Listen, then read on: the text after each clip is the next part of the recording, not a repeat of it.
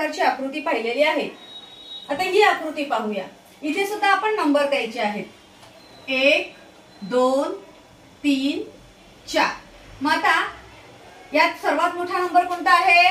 4। मग त्याला करायचे गुणिले 2, मग 4 दुने 8। आता इथे पण नंबर देऊया, 1 2 3 आणि 4। इथे पण 4 नंबर मोठा आहे, 4 गुणिले 2 बरोबर 8। मग इथे 8 आणि इथे 8, 8 आणि 8 16।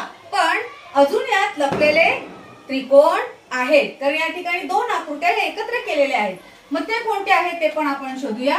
बघा, हा एक आपल्याला मोठा त्रिकोण दिसतो, हा एक, आणि हा एक उलटा मोठा, असे हे 2 त्रिकोण आहेत। मग ते आपण याच्यामध्ये करायचे आहेत +2, म्हणजे 8 आणि 8 16 आणि 2 18। म्हणजे या आकृतीत एकूण त्रिकोण किती आहे? 18, आणि त्याचा पर्याय क्रमांक आहे 1।